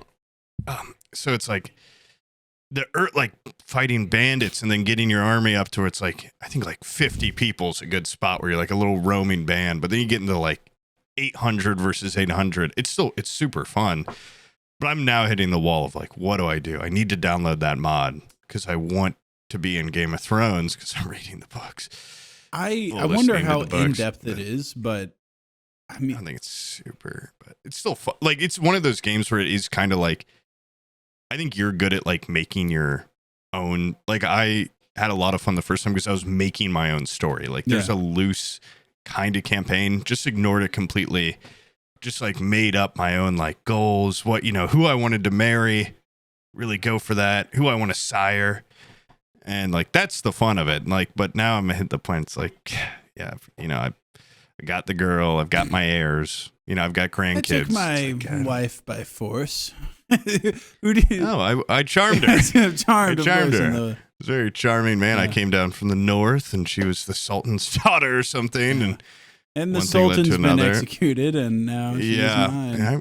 I'm rising to power, but it's like the little stuff, it's just so fun. I don't know. I wish there was like better diplomacy and all this other shit where it's like in Total War games. Like, I hate when they have bad diplomacy. Yeah. But it's super fucking fun. Just like working your way up, getting all your soldiers better. And then it's like you really feel it when a good unit dies. You're like fucked up. I think we've talked about this before, but there's a mod that seems like it would be incredibly unstable where you play Crusader Kings. Oh, yeah. Like and then you like... As like a top-down, like, more like the diplomatic side of it, and then when it comes to battles, it independently opens up Bannerlord, and you fight that battle in Bannerlord. That's very cool. Which is because awesome. I love the Total War games, but it is really it's cool. Those are just cool strategy like fighting games. They really don't have any diplomacy in them, I don't think. Some of the older ones have more, but yeah, it's like not great. I think that's why mostly people play Total War Rome, because I think that was like the best of them. I thought one of the recent, like, I can't remember what Shogun it was. Like 2? It was like the Chinese one, like Three Kingdoms or something, like Chinese mythology. But I had it had like good diplomacy where, you know, you can marry off your daughters, you can like get people's lands and stuff. And then some of them are just like pure like war, trade. Yeah. But Bannerlord, I was just getting at like Total War, it's cool. Like, you command this huge fucking army, but it's pretty badass to be like one dude in the army. You really feel, you know, like you're in Game of Thrones. You ever give I feel like I'm reading you ever give a pep talk to your army before they go in? Oh, dude, I'm so lame. Yeah, I mean, I'll like ride down the ranks with my spear up and, you know, do my little Theoden speech and like tap their spears and send them all in. It's hard though. It's like, do you have like a compelling argument, or do you just kind of just like, they're different than us? Oh yeah, they come from a different place. Yeah. Do they look a little bit funnier, or is it more like a cultural difference? Definitely, they talk and look funnier. That's easy to alienate. So then I'll get my units all kind of riled up, and then they just slaughter them. And most of the time, I'm in their lands, but I'm telling them they're coming for us, and they just go crazy. Well, they're already so mad because you invaded them that like your only choice is complete and utter destruction, or else they're gonna seek retribution at some point. Like once you invade, you kind of have to just destroy everything. You know? And I'm a save scummer. I'm not going to lie. Okay? In that game, I save scum a lot. I make a lot of bad choices. There is like Iron Man mode, but it's one of those games too. It's like not like Kenshi, but like if you get destroyed, everyone's gone, and then you're just a prisoner like in that person's army. I can't. I'm not built for being a prisoner like that. I watched Omid play, and that's actually what got me into wanting to play. Was I watched him? I think he started as like one of the Greyjoys in the Iron Islands, and he was just invading the north, but he was invading the like the Riverlands, and Tywin himself came down there and obliterated Omid. But it was funny because Omid's looking down and he's like, "Oh, look, it's Tywin Lannister. He's only got like 300 dudes." And I'm like, "Yeah, but yours are like you have like a ragtag bunch of fucking like rice farmers or something." His dudes look like golden gods down there on their big war horses, beautiful, just like laminar armor on, and just red and gold and big lances. And it matters a lot. Yeah, they just laid waste to Omid. I could see his face too because he had his webcam on. The optimism slowly drained over the course of about 10 minutes. And then he got completely wiped off of the face of the planet. I would love to be in the books. There's the brave companions or whatever. Oh, they're like the wandering. Is that where like they're the people that cut off Jaime's hand in the show? But are they also the ones that have like the guy that keeps resurrecting? No, that's the Brotherhood without banners. That's the Brotherhood without banners. If you're a good guy, you would choose them because they're like the Robin Hoods. If you're a bad guy, I'm getting to that part in the book where they keep bringing up the brave companions, and I kept thinking, like, that's not who, whatever his name is. I can't remember his name for some reason. And his fire priest dude. It is. No. Oh, wait. No, not the brave companions. No. Brotherhood without banners is Okay. And the brave companions are just. They're fucking just like psycho mercenaries. Cool. Yeah, Tywin. Wait. Oh, they're like they keep calling them like the mummers or something. They have like zebras and shit. Yeah, they're brought from where Daenerys is from, like over across the way, and they're just like a psycho group of. Well, she's from Dragonstone, right? And they I guess Tywin brought him over to just like he just goes, "Go fucking kill people," and they just go fucking crazy down there. And you wanna be? I want to be them. It is cool. Like there is something about that. Like when I've been playing just off stream role playing, I'm like. I'm just like a little band of like kind of misfits that we're just like raiding and stuff. We don't need a full army. No, not a full army. But if you come across like a farm, unit, their grain is yours. They don't have armor. They don't have horses. And you really feel like you can slaughter peasants. Like you really feel like I've got like 10 knights. Yeah, that could kill 100 peasants. And they can throw as many rocks as they want. It's like they might kill one, but I'm going to get them back.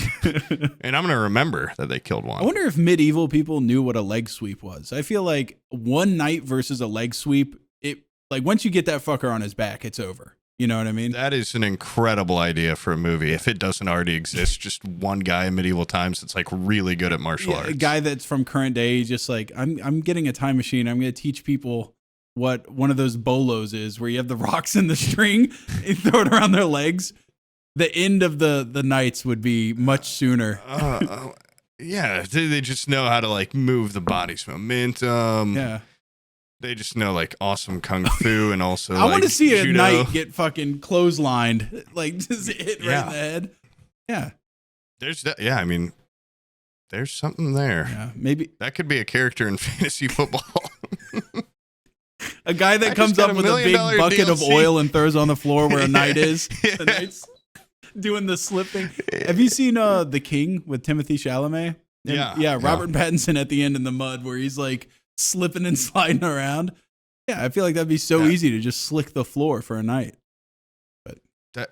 also, this is kind of off topic, but I forgot you've read Game of Thrones books. I'm like on the third, or I don't know if you finished. Yeah. Anyway, one thing that I had always seen people on Reddit complain about the show that I never like understood was when people would be like, they really took out a lot of the like kind of high fantasy or like dark fantasy elements where it's like, yeah, magic's dwindling in this world, but it is badass in the books, like how every person's armor is like so over the top. Yeah.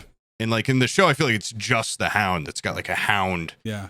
And that in the books, like every person's got like the craziest fucking helmet. They've got like insane armor.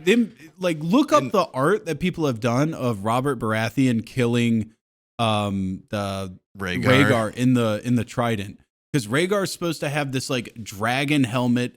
Robert Baratheon, rubies everywhere. Gods, he was strong back then. He had fucking antlers on his helmet. Oh, he's so badass. He had like, I think it was supposed to be like a 50-pound warhammer that he held with one hand. Like, of course, he just one hit that fucker. Yeah, like they were absolute badasses. Yeah, I wish they wouldn't have gone as realistic in the show. Yeah. Like it. I mean, I really liked the show up until. Dude, one of the things that pissed me off the most was the flashback where they go and see Eddard Stark killing Arthur Dayne. I'm not to that part in the book. I mean, is that even in the book? I'm not sure if the flashback is part of it. Because I don't even know if that's like confirmed. I think that might be beyond what has been written, if that makes sense. Like it's something. I don't even know if like. Yeah, I think in the books it's not even like people don't even know if George R. R. Martin's going to make that like Jon Snow's real parents or not. Yeah, but basically Arthur Dayne is talked about as like the ultimate badass, and he's got this sword that was forged out of a fucking meteor that fell to Earth, and it's supposed to be like huge as fuck. It's supposed to be like 6 feet tall, and he's like basically no one can kick his ass. Like he is, everybody acknowledges he's the best knight in the world. Yeah. And then you see him in that cutscene. He's cool.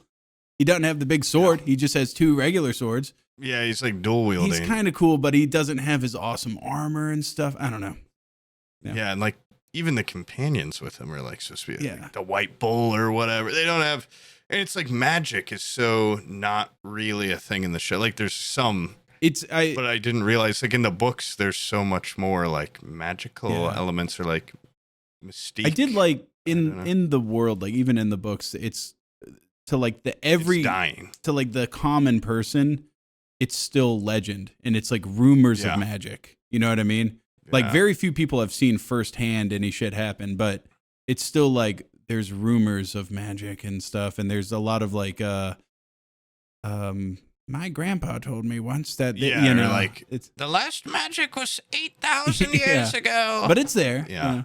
I do like some of the armors, like I think it's one of the guys in the Reach has like runes on his scales on his armor. It's so badass. And I don't think he ever fights anybody. They're probably just like knight. Yeah, he's just boilerplate. Everyone's a knight. Yeah. But I don't know. What a cool world. I haven't had anybody to talk about Game of Thrones with, and then you bring it up like 7 years after I read the books. I seriously Time like for a reread. I would like try to tell my mom, and I got her to watch the show, but she was like in the peak of her alcoholism phase, so she'd be like, "Who's this guy?" I'm like, "That's Tyrion." Like he's like, "You don't remember the dwarf that's been with us for 5 seasons?" Who's that little Who's that little guy? Who's that little dude? I'm like, dude, wait, are you not paying attention? I just got to the part in the book where like after the Battle of the Blackwater or whatever, his nose is like cut off, and I didn't know that. They really didn't in the show. Yeah, they're like, we're not going to make him that ugly. Cool little scar, but in the books, he's like physically horrific. Like people look at him and go like, oh god. Also, really funny. Like I've seen because you've talked about the first book, like not being as excited. It's just a lot of build up. There's also a lot of stuff in it where you can tell he's like later, like, nah, that didn't make sense or something. Tyrion's entrance. When you first meet, when you first meet Tyrion. I heard that. I'm like, what the fuck? He did like a little backflip off like a gargoyle ledge. and lands. And then the second, third book, every time it's his chapter, he's like, my little legs can barely walk. I'm like, when I saw him, like, holy shit, in the books, is he like Badass? a little Yoda fighting, like doing flips and shit? No, they just never addressed that again. Like, I can tell you exactly what happened. So, by the way, for the audience, it's Jon Snow. He's outside, like, thinking about taking the black and going to the wall. And he looks over and he sees this piss drunk little dwarf, which is Tyrion, do like a somersault and like lands in like a pose, like Captain America pose in the snow next to him and starts talking to him. And like, it's just normal shit. The book comes out and apparently at like a book signing, like a little person was like, George, like our legs don't work that way, dude. Like they actually are incredibly painful and we can't do stuff like that. Like, why did you make them like that? And George is like, I don't know, like little people were part of like Mummer's troops. And so I thought that they would do like acrobatics and stuff, but it turns out you guys can't even bend your legs that well. So he's like, all right, I'll give you the representation you want. So, next chapter. Oh God. He always explains them so gross. He's like, my twisted, gnarled knees hurt in the winter cold. And I get why people look at him and they're like, come on, demon monkey or something. They're like, oh, he's just a little freak. And he's always talking about his gross little eyes that are different colors. He's so far the best character in the book, which kind of mirrors the show. Like I actually, unpopular opinion, I think Charles Dance took Tywin Lannister and made him a better character than the book Tywin Lannister.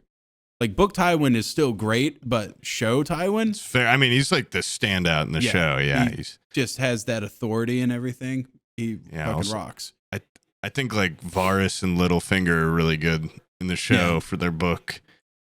I do, now I'm becoming like a Game of Thrones snob where I'm like, I kind of wish like, I don't know, that some of the little Stark kids had red hair, like the Tullys or whatever. Like, why are they all have black hair except for Sansa?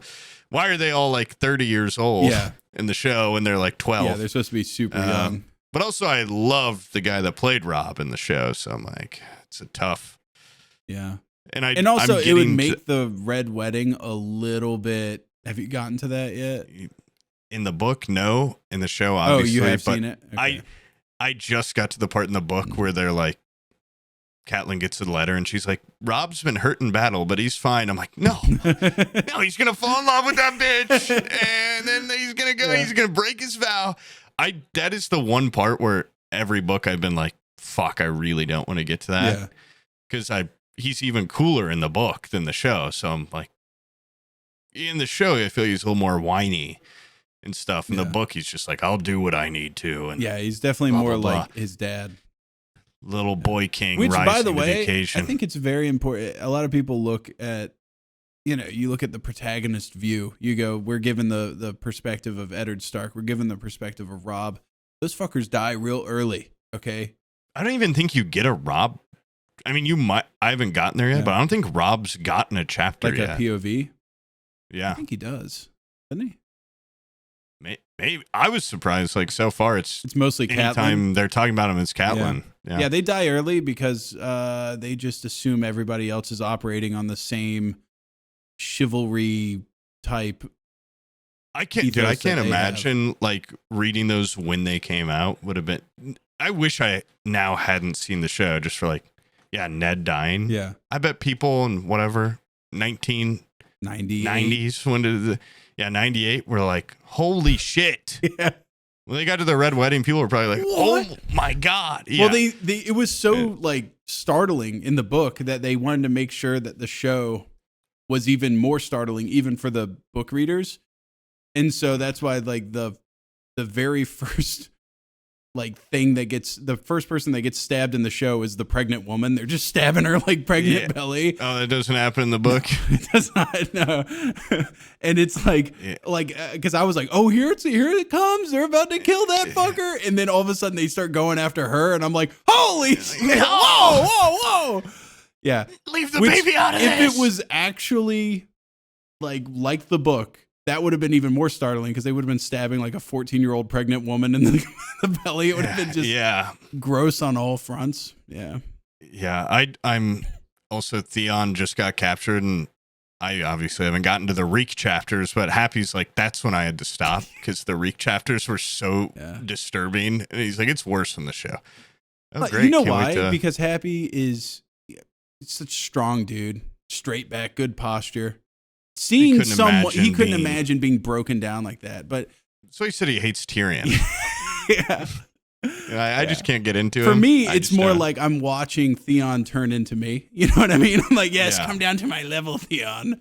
Get broken down. Get your psyche tortured. You got your penis cut off. Now it's still bigger than mine. Yeah. Keep going. Take his balls off. Okay, you're starting to look like me now. Like gray hair and shit, like super. I think he's supposed to be like 19 or something in the books, and he's like, he gets gray hair because he's so stressed. Forehead keeps poking out. Oh yeah, his hairline's receding. Okay, he's got a gamer back now.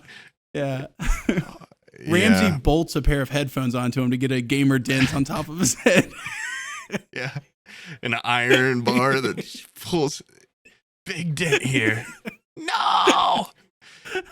Yeah, we're gonna feed you no meat, just Doritos and stuff, just shit. I don't think I could be tortured by Ramsay very long. I think I'd.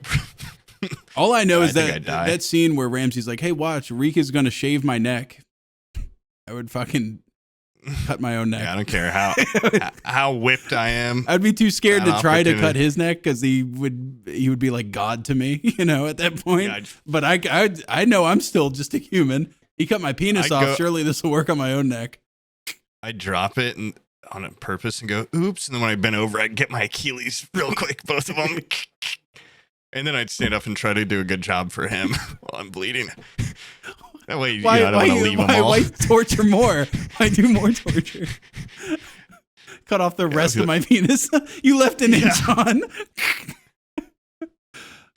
They're pretty bleak. I'll admit. Yeah, those chapters are bleak, but they're really good. Also, not as bad as Bran. Okay, like at least Reek, all he gets is renamed, broken down, penis cut off, alienated from his family, watches those he loved get killed and tortured. But makes horrible decision after horrible decision. But he's not Bran. And that's something we can all be thankful for. Yeah, crippled. And north of the wall. Yeah, and just constantly being like, I wish I was a wolf. I don't like being a little broken boy. I'm like, oh my God, okay, we get it. And he goes like, what do you think about that, Hodor? And Hodor, of course, has only enlightening things to say. I'm Groot. I mean, Hodor. Yeah. Whatever, dude.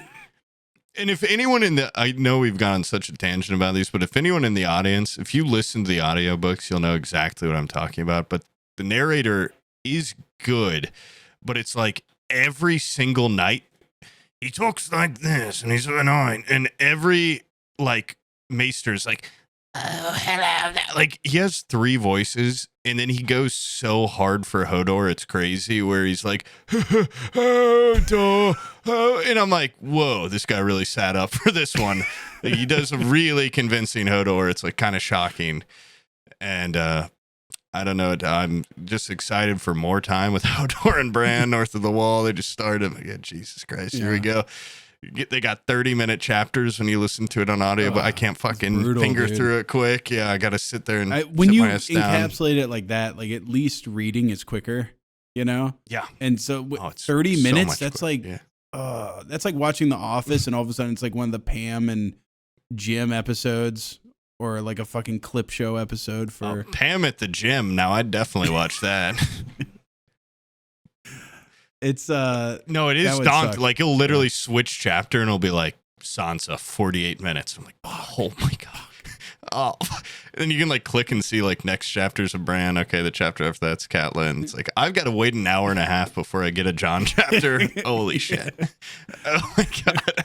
Like Tyrion's not coming up till tomorrow. Yeah. Like there is like a one-off that they do. I think as the prologue to maybe the 4th book, and it's this guy. His name is like Varamir Sixskins.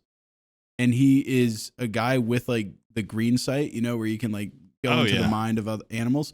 And he's a guy north of the wall and he's kind of like a local, I don't want to call him lord, but maybe like a hermit that people around him fear. And like the witch. Yes. And he sits in his house and I think he has like a dire wolf.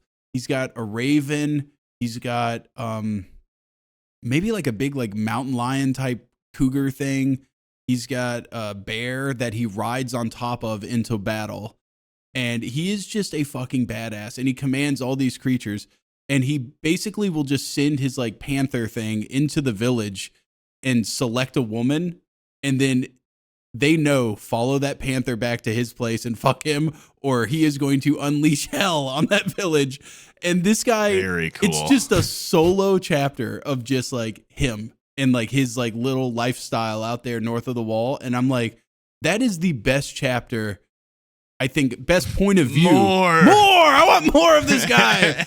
This guy's awesome. He's like still evil as fuck, but it's just cool seeing like wildling society, like not from the Southerners' perspective, you know?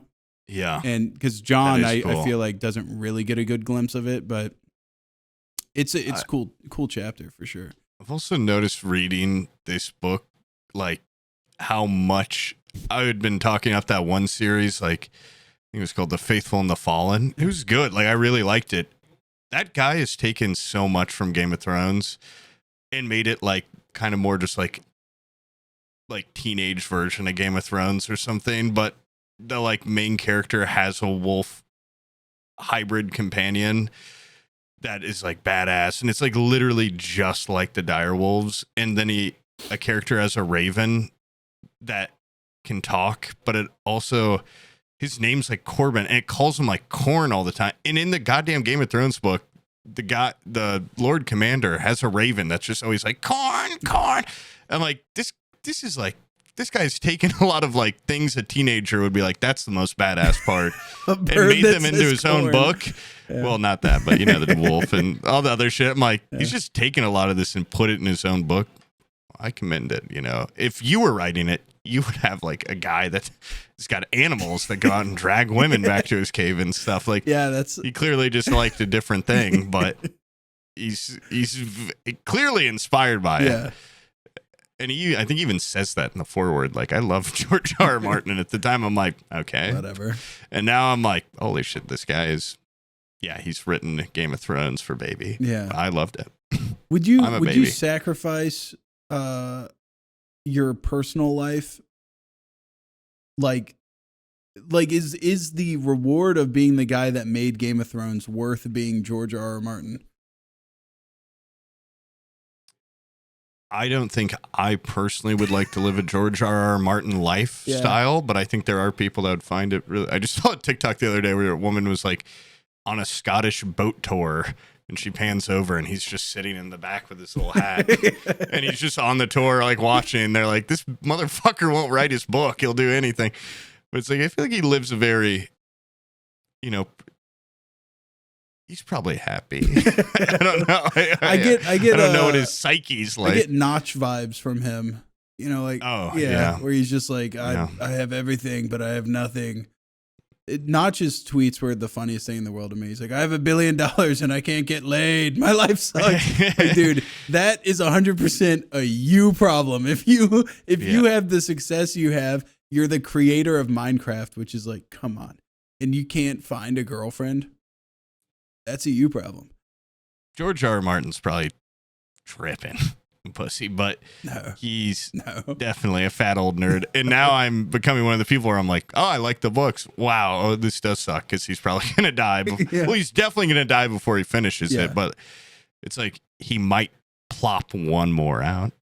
I don't know. He looks very old and very fat. I think he got his check from HBO, and he was like, dude, I've been a poor writer my whole life.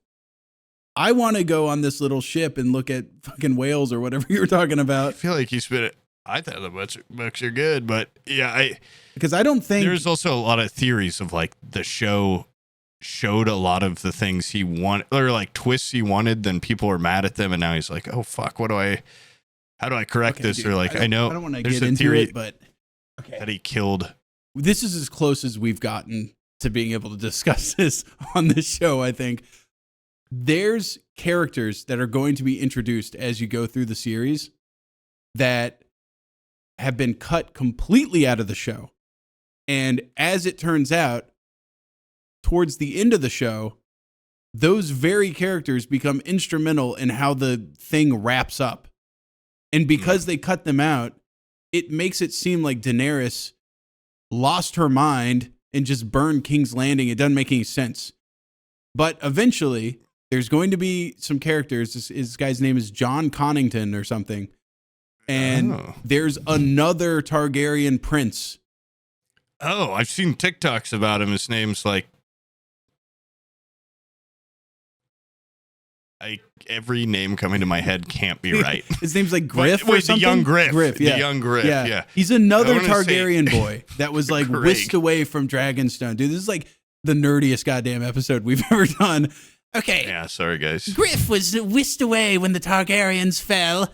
And John Connington is holding on to him and teaching him how to be a lord, like in the West. Yeah. And kind of sheltering him for the opportune time for him to take his little gold company and the gold company. I think it's the Golden Company from the show. And go back to Westeros and seize the throne. And about the time Daenerys is like ruling Astapor or whatever, and she's about to go over, John Connington and young Griff and the Gold Company, they go ahead and they're already there, and they've seized like a small area of land, and that's where the book ends. Is they've landed in Westeros. Daenerys isn't even there yet. They've seized a large castle. They kind of are starting to expand their grasp. People are starting to hear there's a Targaryen that's back. And the things have been so tumultuous recently with these Lannisters. Yeah. And I get the feeling that young Griff is going to be welcomed with open arms into King's Landing, be the new king. Daenerys is going to risk everything to get over there and realize that he's like, I'm the Targaryen king. Do you want to be my wife or whatever? And she'll be like, you fucker. Like, this is supposed to be my conquest. This is my purpose. My brother told me from the moment I was born that this was my destiny, was to come over here and reconquer our lands. I get here and this little dipshit sitting on the throne, I don't even know you exist. He did it in a week. And she's going to flip out and burn down the place. It's going to make a lot more sense in the context of the show or of the book, I feel like. Okay. And then the show, I feel like they like were like, oh, fuck, we left that guy out? Oh, shit. I don't even remember the later seasons of time, but yet, like, the Gold Company just shows up and then she just goes through them, like, well, they show up very easily. And, when there's a battle about to happen in a siege on a castle, typically you stay inside the castle. But the Golden Company in the show, they said, what if we're outside the castle? And believe it or not safe out there. They got completely annihilated in about 4 seconds of screen time. Also, I've heard the dragons in the books are much smaller than they were in the show. Yeah. So it's like, that's going to complicate a lot of these. I don't know. And also there's all those theories about like the 3 heads of the dragon, like Tyrion's actually a Targaryen. Yeah. Jon's going to ride a dragon. Who knows? Will we ever know? I hope when he dies, he's like, here's kind of the idea. And like, here's the, like how Tolkien like passed off his writings to his son or whatever, who like finished them. He's gonna be like, these are like the spark notes. What What if he says, I told those directors at HBO how it all wraps up. Maybe they can finish it. I thought they did a better job than I ever would. I want to see Loch Ness Monster in Scotland. I don't want to write anymore. I'm tired. I'm old. Honestly, the guy rocks. Honestly, George R.R. Martin rocks. He's a huge fan of history. You can tell, and like the wall, the big ice wall. Yeah, I heard him talking about his inspiration for it, and it was in England. There's the Hadrian's Wall, which is we've talked about Hadrian's Wall, like the narrow point of the island.